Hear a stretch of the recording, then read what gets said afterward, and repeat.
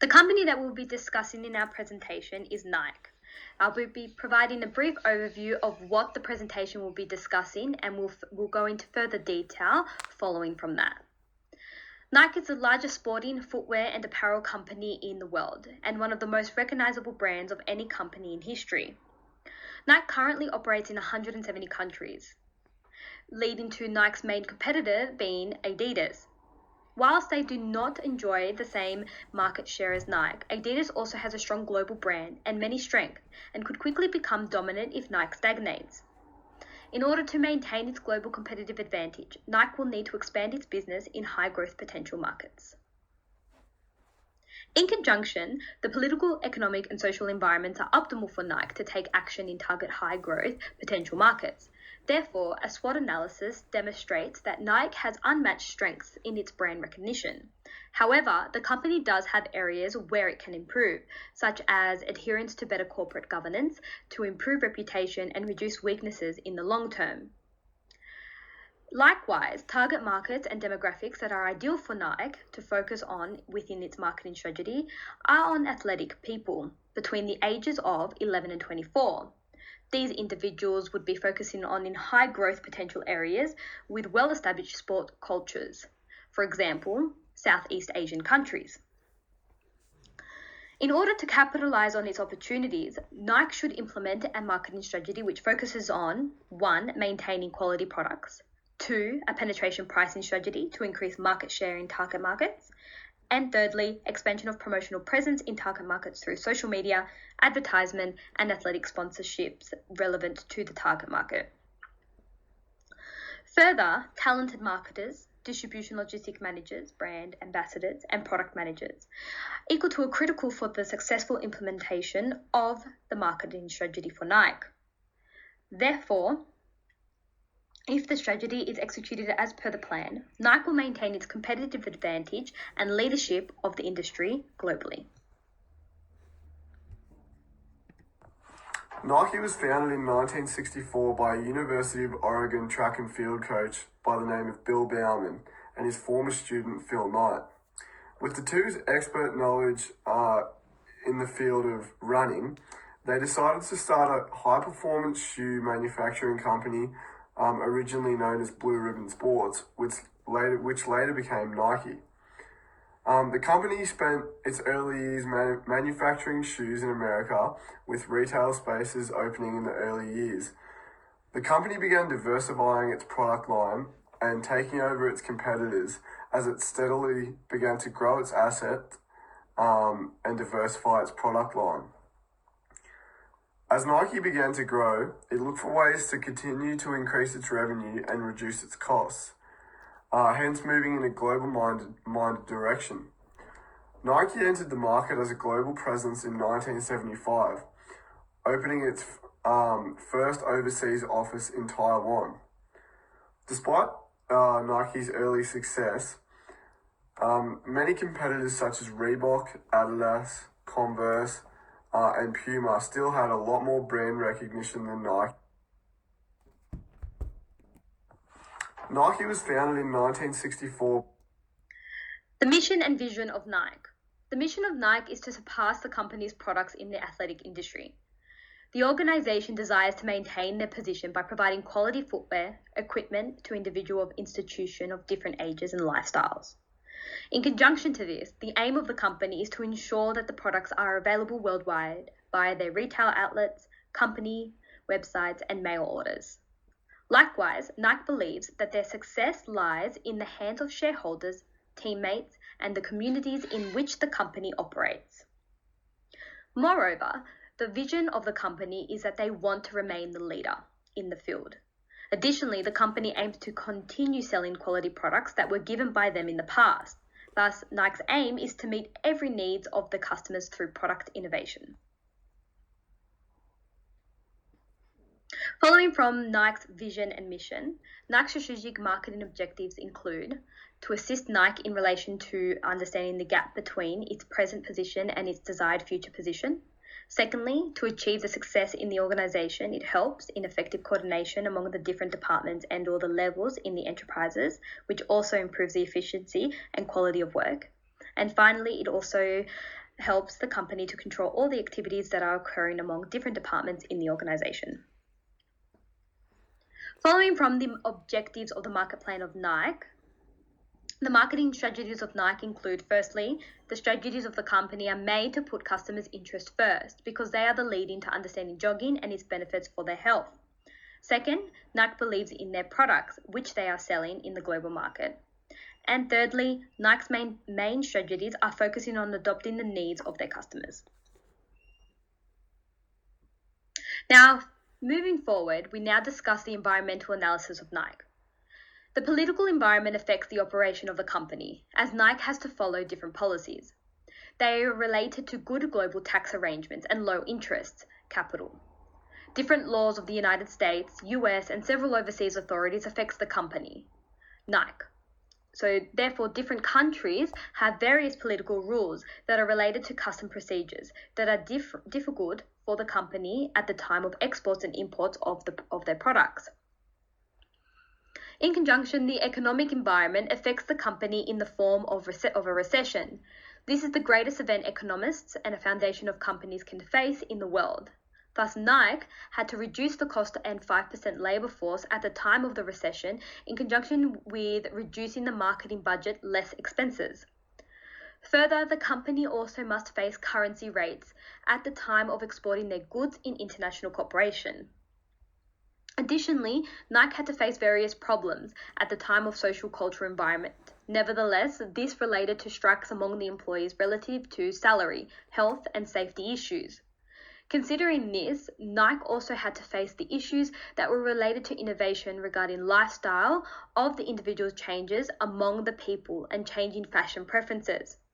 This is considered a significant element that results in the dramatic shift in the business return.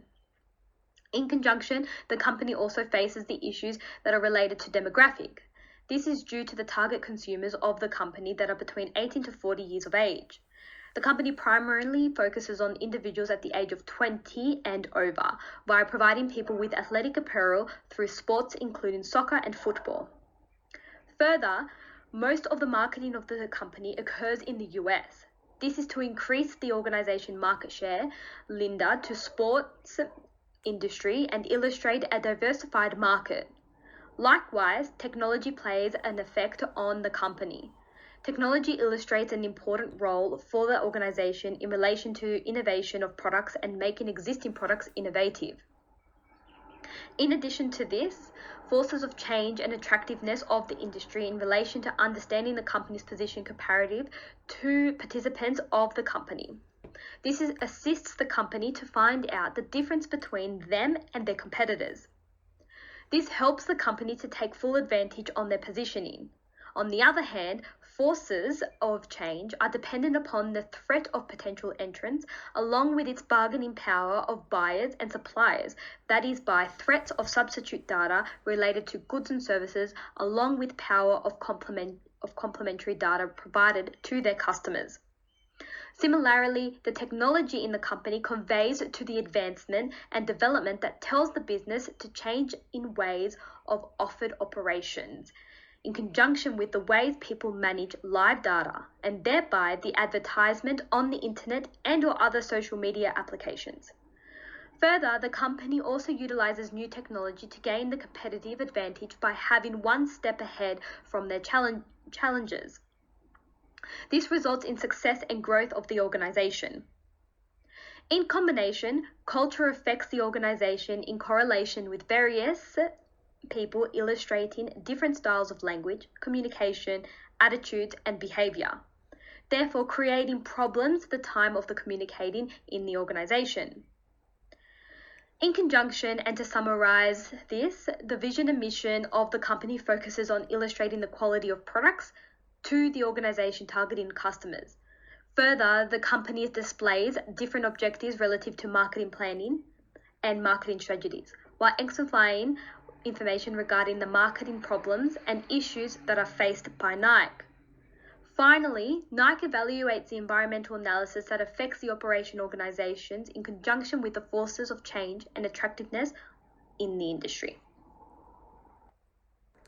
Nike is such a large company, it's tough to find a full competitor for the whole company. So it's got many different sectors, for example, shoes, athletic wear, sports gear. And the best way to find specific competitors for Nike is to look at those niches of the company and compare other companies. So for example, for tights, Lululemon is a direct competitor. That's the easiest way to find competitors. But if you're looking at sportswear, sports companies and athletic companies as a whole, then the best competitor for Nike would be Adidas. Adidas's revenue is $16.4 billion lower than Nike's, with Nike's at $37.4 billion US dollars, and Adidas's being $21.751 billion. So it's still far behind. And then next to that would be Under Armour, especially in the North American region. But then even for that, the revenue of Under Armour is so much lower than Nike's that's not really in a direct competition. The Nike is just such a large market share that's really just incredibly tough to find direct competitors. However, the top competitor for Nike would have to be Adidas. A SWOT analysis is a very effective way to break down a company. You can identify the good and bad internally of a company with the strengths and weaknesses, and externally with the opportunities and threats. The best strength for Nike would have to be their brand recognition. Who doesn't know who Nike is?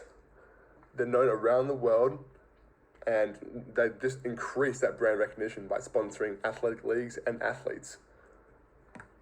So they pour their money at it, and it keeps expanding. But a direct weakness of Nike would have to be past human rights issues. Especially in the world we're in today, having human rights issues is never good to have on your resume.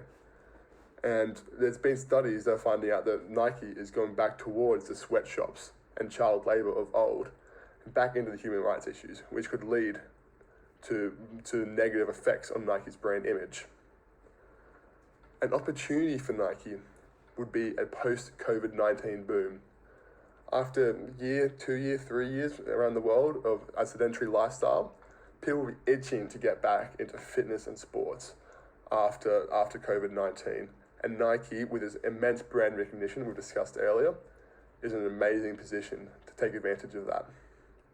And a direct threat for Nike would, as anything, be COVID-19. It's shut down sports, shuts down athletics around the world, and it's caused Nike, as well as all other sports manufacturers, to have their revenue drop quite considerably.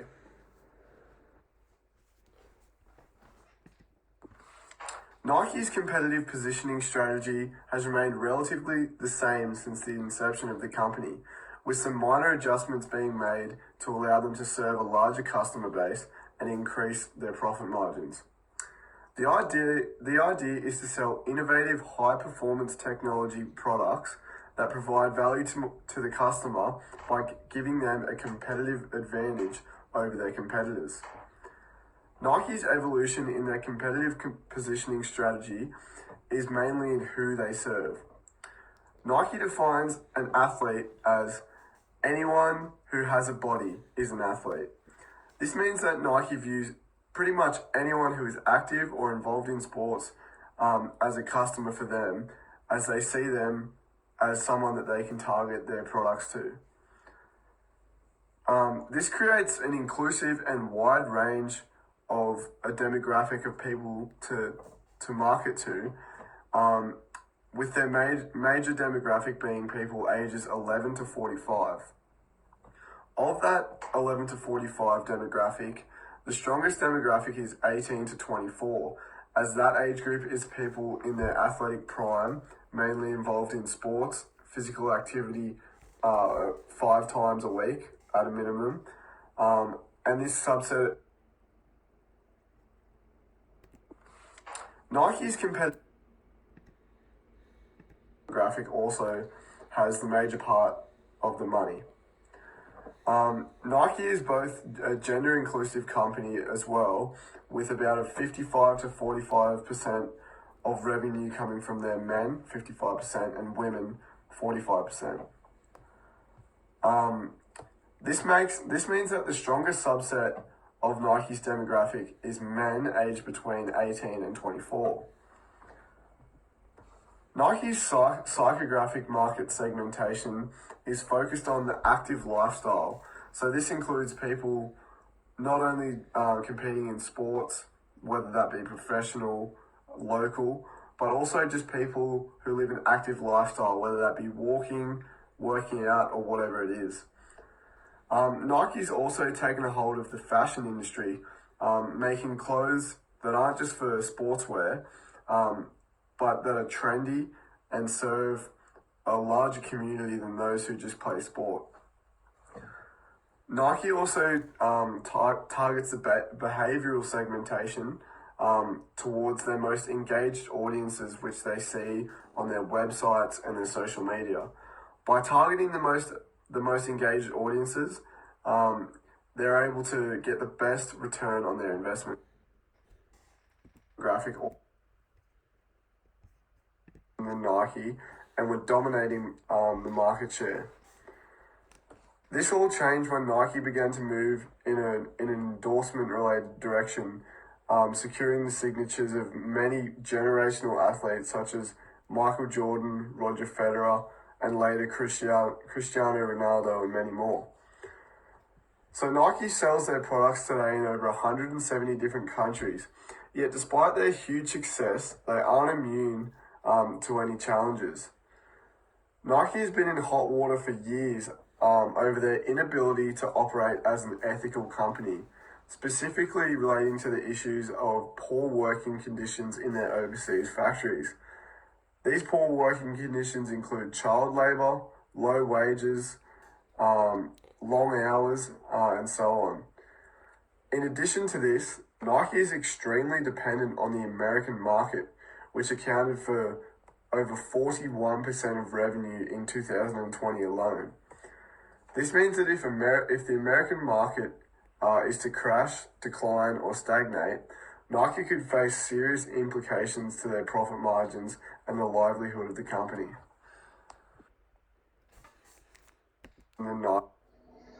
This section of the marketing plan is marketing mix, which is the collection of factors that Nike can control to influence consumer behavior.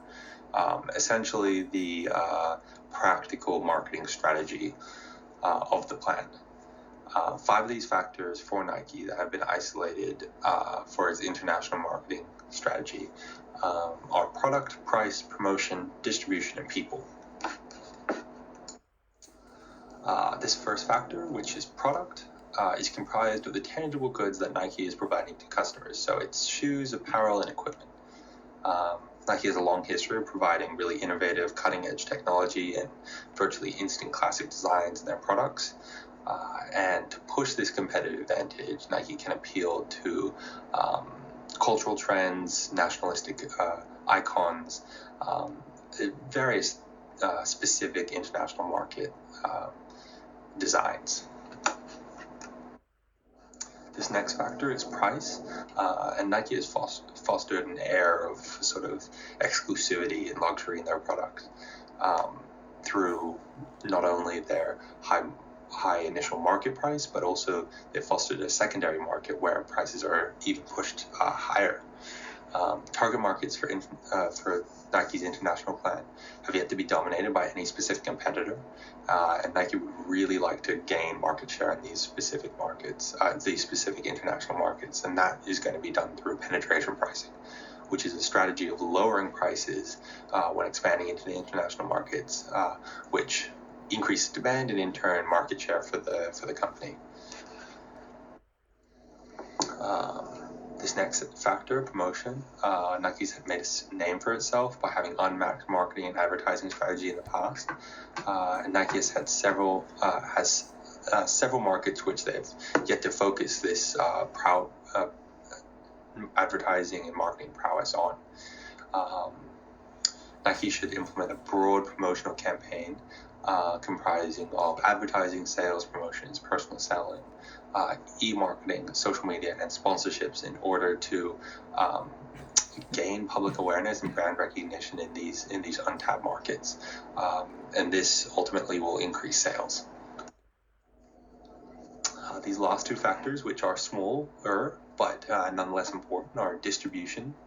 Nike has a robust international supply chain, but this can also always be bolstered when supply is increasing.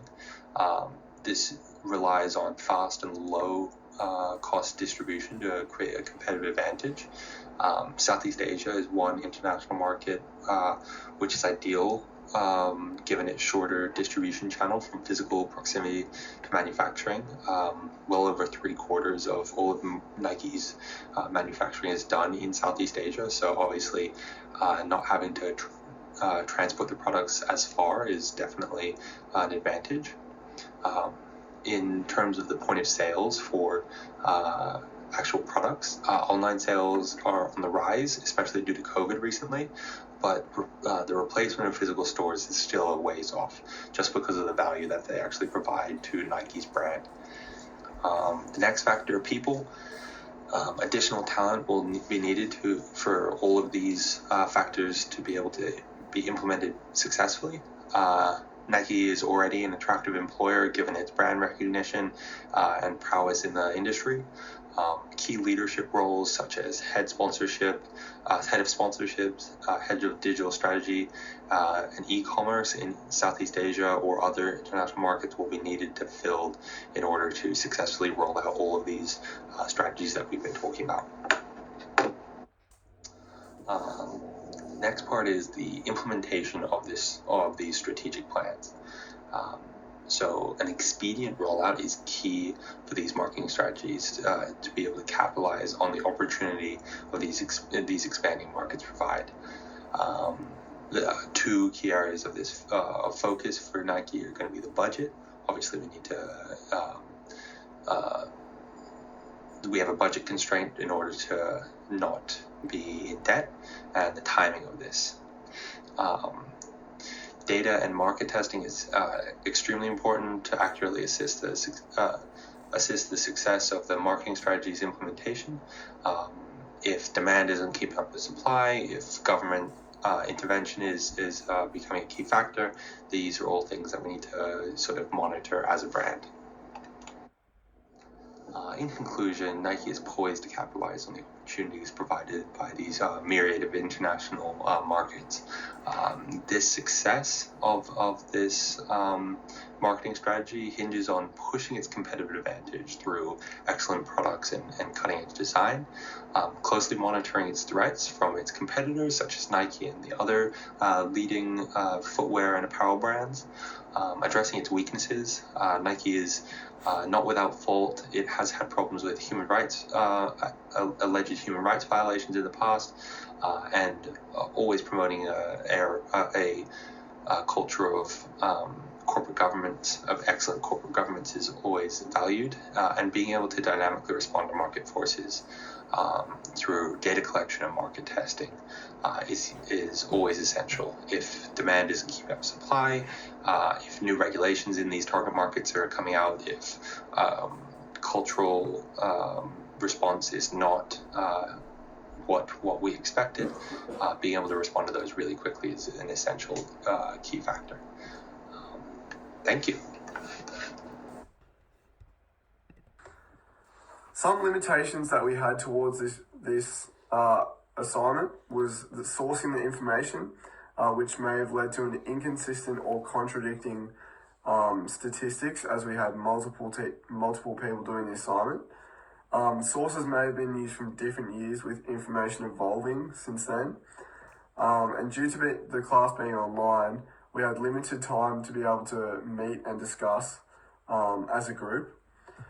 A plethora of information was both a gift and a curse on Nike, as it meant that we had to go through a huge amount of information to find the specific stuff that we needed, and we had to cross-reference a lot of that information to make sure we were actually getting the right stuff.